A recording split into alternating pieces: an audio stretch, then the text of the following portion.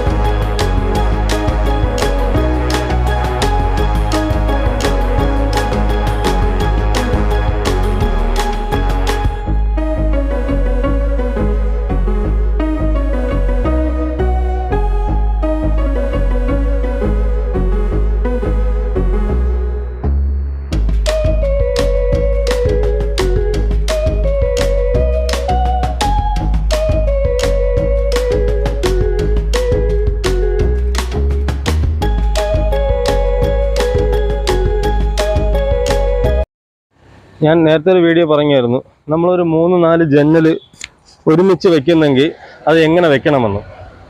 അത് നിങ്ങൾക്ക് ഇങ്ങോട്ട് നോക്കുമ്പോൾ അറിയാം. കാരണം ഈ വാതിലും ആ ജന്നലും എല്ലാം ഒരേ ഏറ്റാണ്.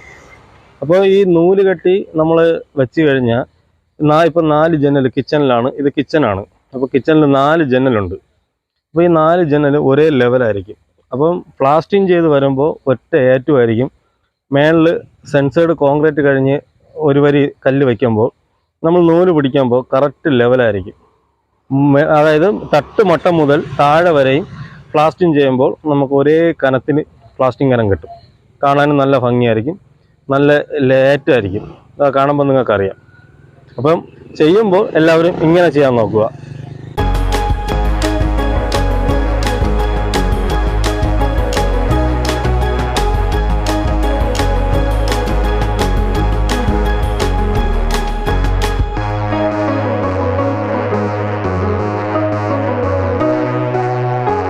പിന്നെ പ്രത്യേകിച്ച് പറയേണ്ടത് ഇവിടെ കെട്ടാൻ ഉപയോഗിക്കുന്ന ഇഷ്ടിക.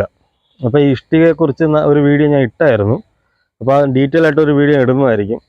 ഇപ്പോൾ നമ്മളെ ഈ വർക്ക് ചെയ്യുന്ന സൈറ്റിൻ്റെ ഏരിയയാണ് ഈ കാണിക്കുന്നത്. നല്ല ഏരിയ ഉണ്ട്. അപ്പോൾ ഞാൻ വീഡിയോ എടുത്തപ്പോൾ മേശിരി തോർത്ത് വെച്ച് തലയിൽ മൂടി കാണാതിരിക്കാൻ. പിന്നെ ഇത് നമ്മളെ ബെഡ്റൂമിൽ വെക്കുന്ന ഒരു വാതിലാണ്. 1 മീറ്റർ വീതിയാണ് വാതിലിൻ്റെ കനം.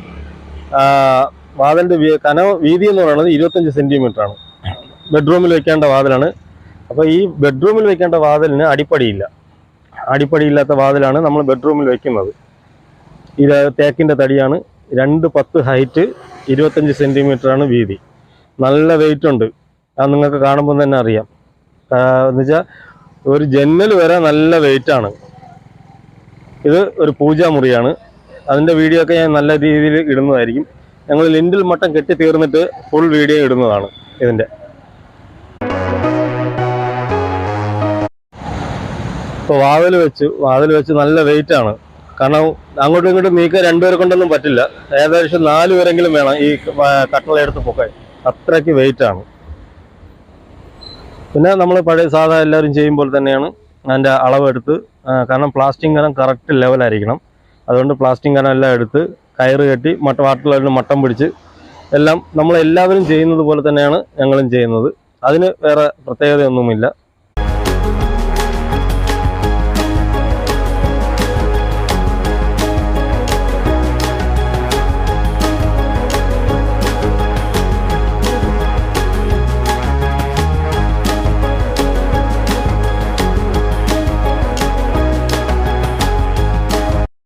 പിന്നെ ഉള്ളൊരു പ്രത്യേകത എന്ന് പറയുന്നത്, നമ്മൾ മനസ്സ് ഇഷ്ടപ്പെട്ട് വർക്ക് ഇഷ്ടപ്പെട്ട് ചെയ്തു കഴിഞ്ഞാൽ എല്ലാം വളരെ ഈസിയാണ്. അപ്പോൾ താങ്ക്സ് ഫോർ വാച്ചിങ്. എല്ലാവർക്കും ഹാപ്പി ന്യൂ ഇയർ.